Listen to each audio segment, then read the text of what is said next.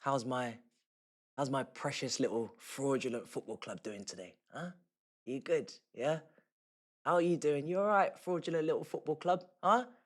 Yeah? You all right? Just letting everyone down once again, yeah? Yeah? Consistency, predictability, no. Just, why not just spice things up once again with a little loss, huh? At home to Sunderland, just send them second, why don't you? First away win of the season, why don't they? Yeah, just send them second, give them limbs at the Stamford Bridge, no problem.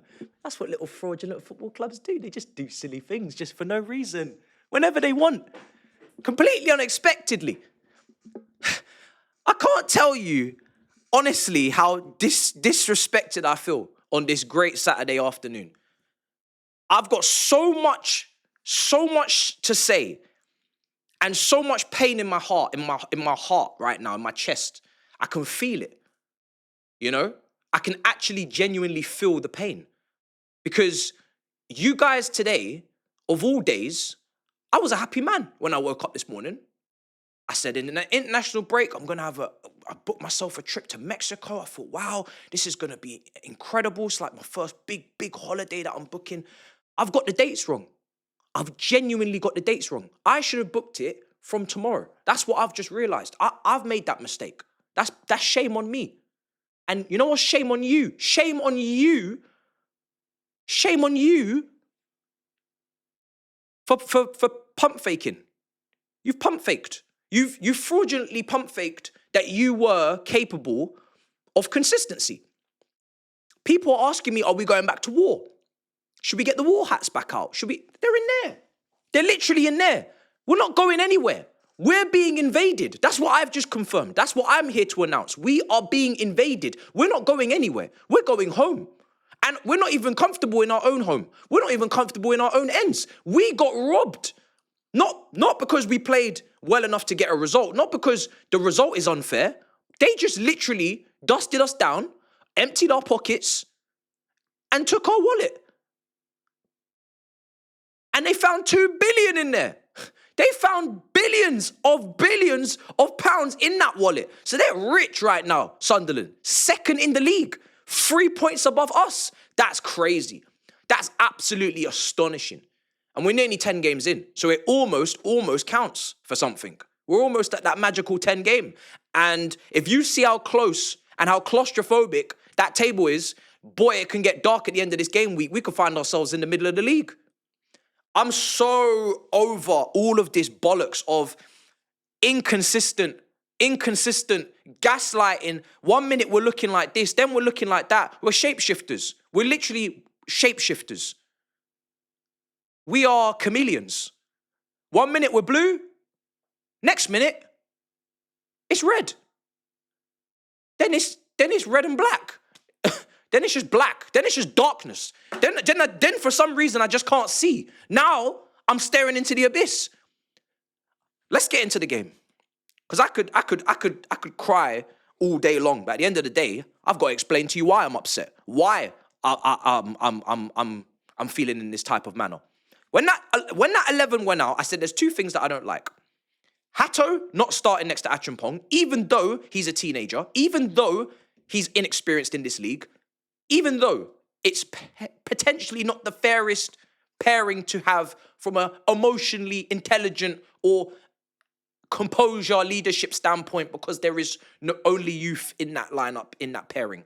I said we don't care, because Trevor Chalobah has just been that poor this season, has made just that many mistakes, has just been that error-prone, that unreliable, that I'm willing to sacrifice any age or experience that he's bringing for, hopefully, competent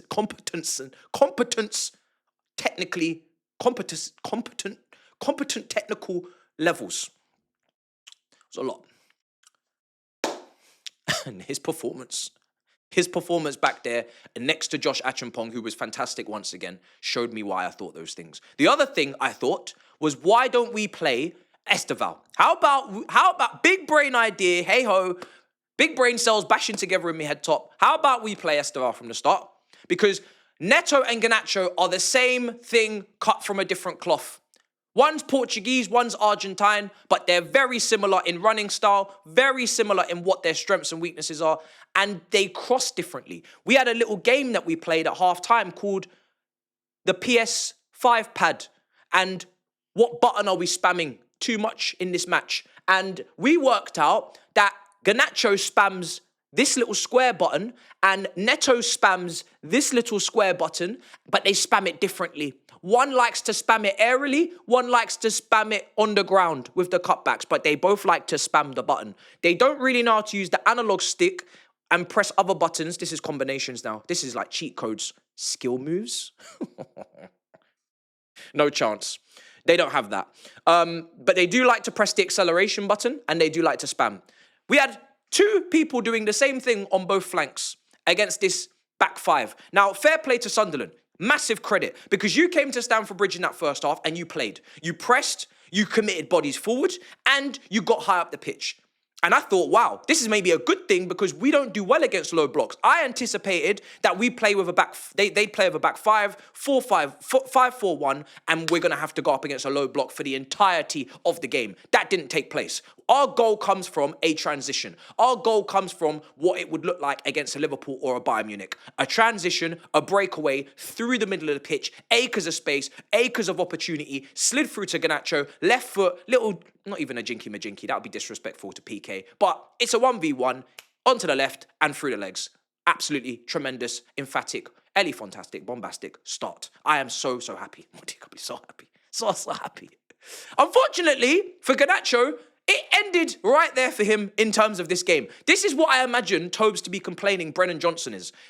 A goal and nothing else. General play, stinks.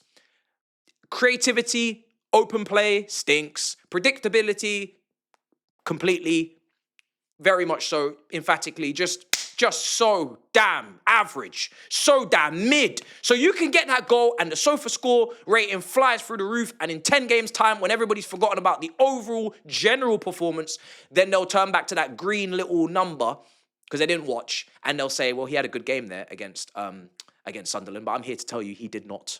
Just because you scored and then the next 80 minutes you did pretty much nothing until you were subbed, so whenever you came off, yeah, not good enough. Neto, again, not good enough on that side. But you know what was mad?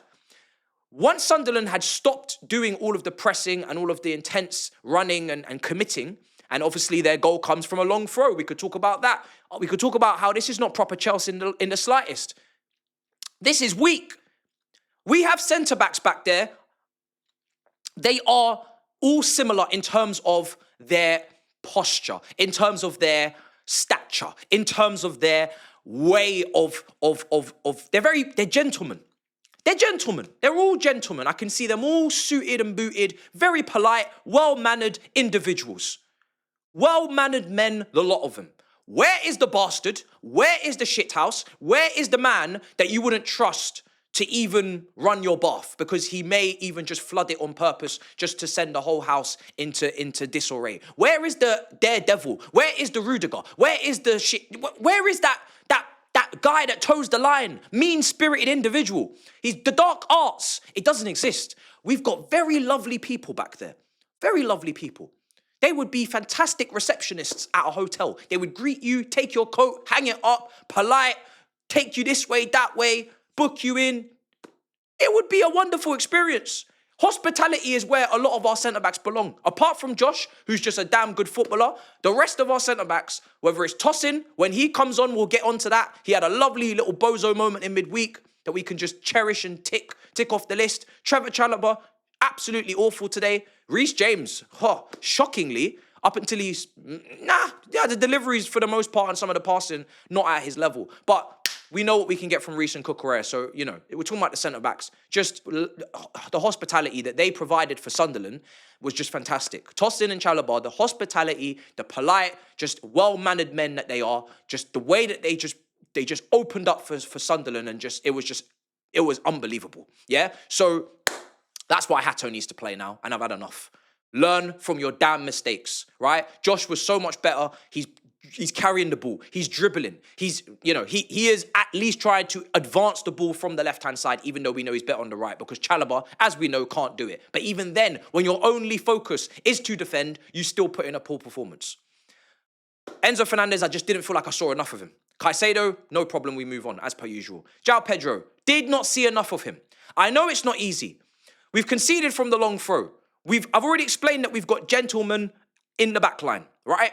Lovely individuals, lovely fellows. So we move on to the rest of the game where, okay, it's 1-1. How about we inflict some inflict some insult in terms of, you know, some sort of attacking impetus, something. We couldn't do injuries anyway. We're gentlemen, like I said. No, we're not capable.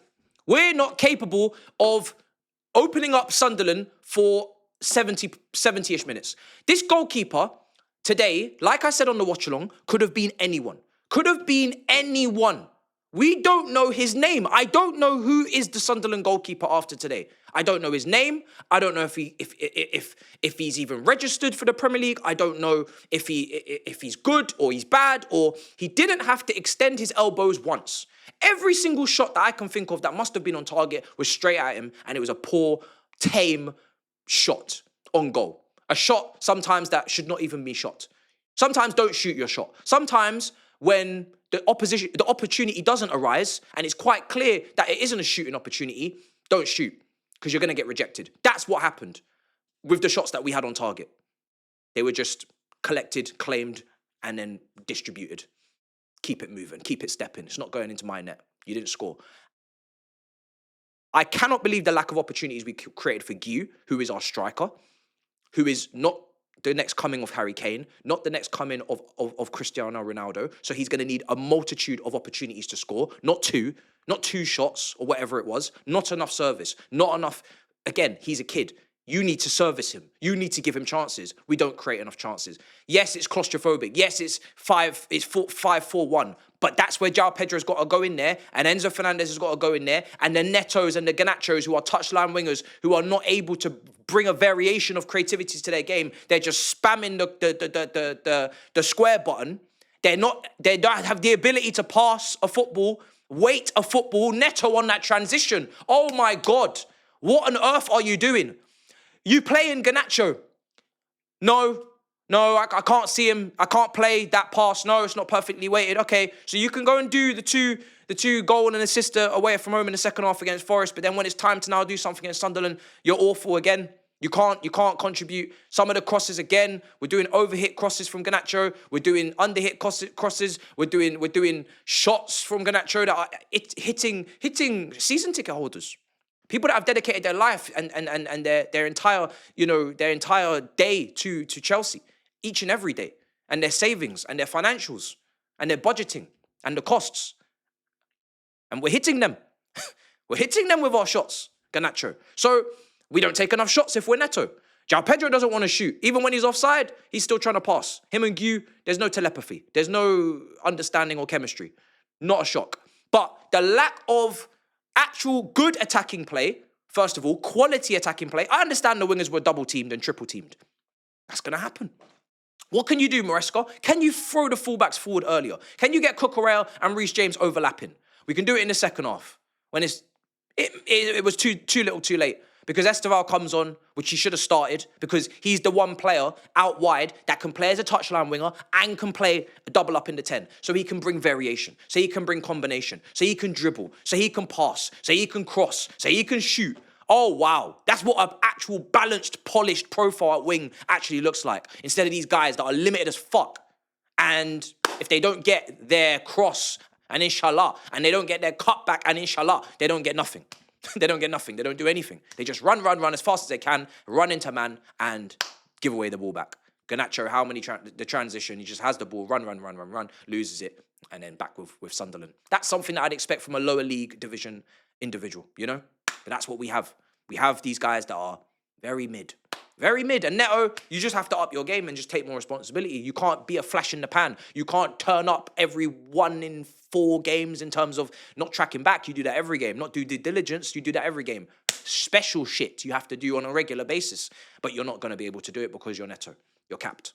Your wingers are capped. The only winger that isn't capped is Estevao. And Gittins 1v1. But again, we have to be mindful of the fact that he's 20. So I didn't like 2 of the decisions that are in the starting 11, and I didn't like the lack of quality in our attacking play, because we can have 16 shots and we can have whatever the hell we want, but at the end of the day, our XG is lower than theirs, and their goalkeeper made F-all saves, proper saves. So that's just the facts. We did not get into their penalty area often enough with enough quality behind it. We may have been in areas, we may have been in zones, but when we get into said areas and zones, what do you need? Special footballers to do special things. And our players are special, but not in a good way. They're just special. The way they play is sometimes very special.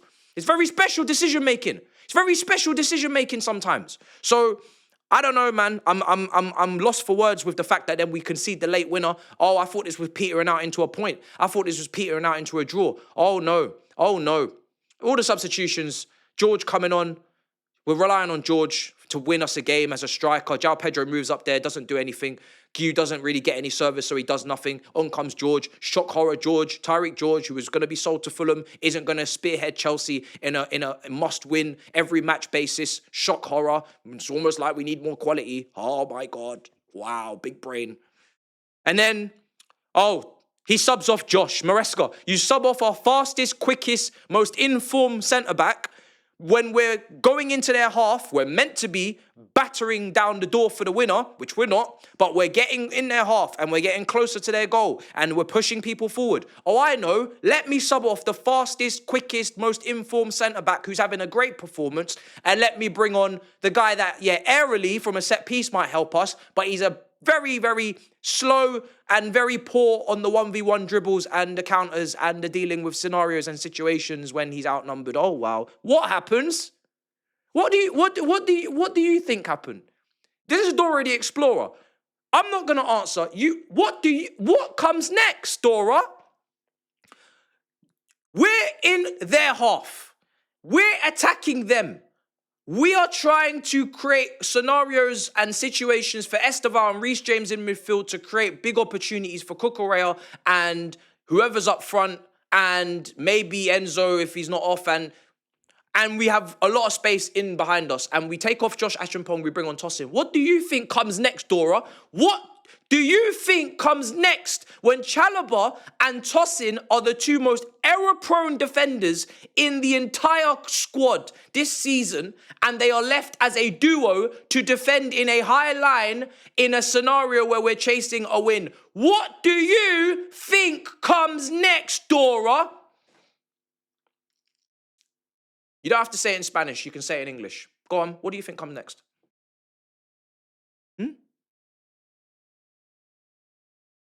Bellissimo. I don't even know if that was correct. I don't even know if that's Spanish. We concede. One counter-attack. Because Sunderland have already shown on the ball that they're capable of causing some chaos. Although, I wasn't wowed by Sunderland today. They just committed. Like any team who doesn't respect us should. And they did. And they came with the back five and we struggle with the back five. They get their counter-attack. Chalobah, who's had quite a few little sleepy moments today where he's not tracking or running after people, and Josh is having to bail him out with last-ditch tackles, last-ditch, sliding and whatnot. And Cucurella's had a few last ditches as well. What do we think comes next, Dora? You correct. You were correct. Let me tell. Yeah. So we concede. We concede to Sunderland in the last minute. And they pass it into our net whilst Tosin is backtracking, not knowing where to go. He plays the pass. He's unmarked. 2-1 to Sunderland. They go second in the league. And we will most certainly drop down the league after the game week. And we lost at home to Sunderland.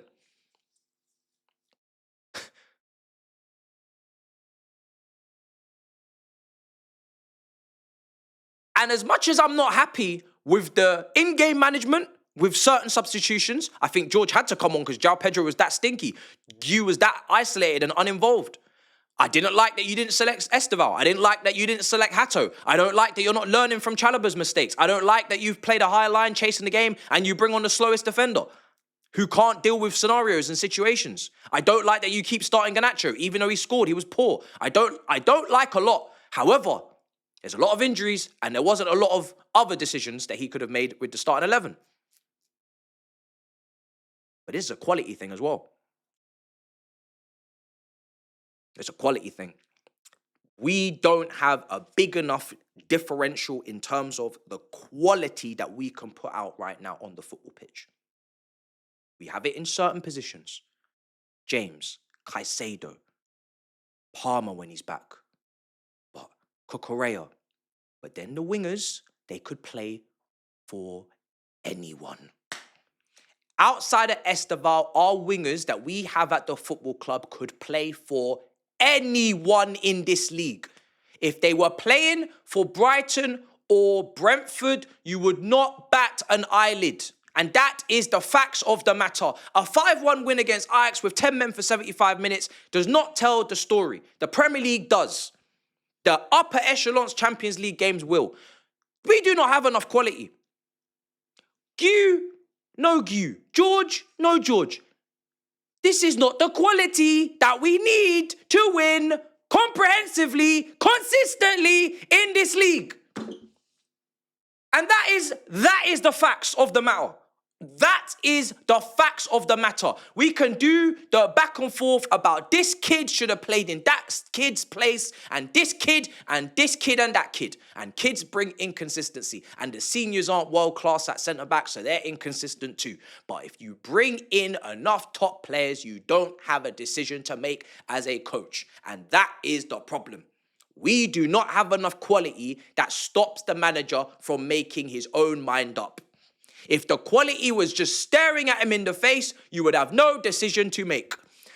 It is a long time in this league for us to keep on dropping points to teams that we shouldn't. We've already done enough of it this season, and we've done it again. So, we are not going to war.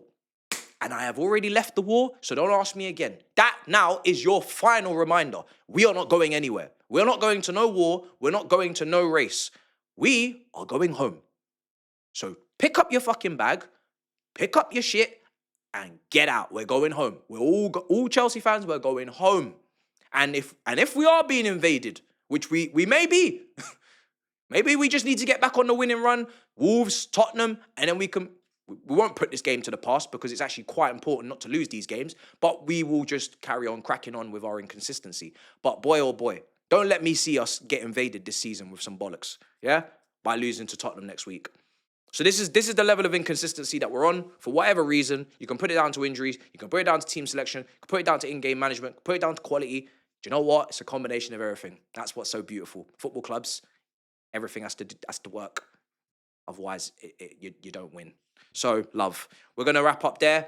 I'm not happy. As you can tell, there's about maybe 3 players that can leave that pitch and say that they tried. And then the rest of them, I'm sorry, you just didn't bring enough to the table against Sunderland. But maybe we should start respecting Sunderland because they're second. Toodaloo.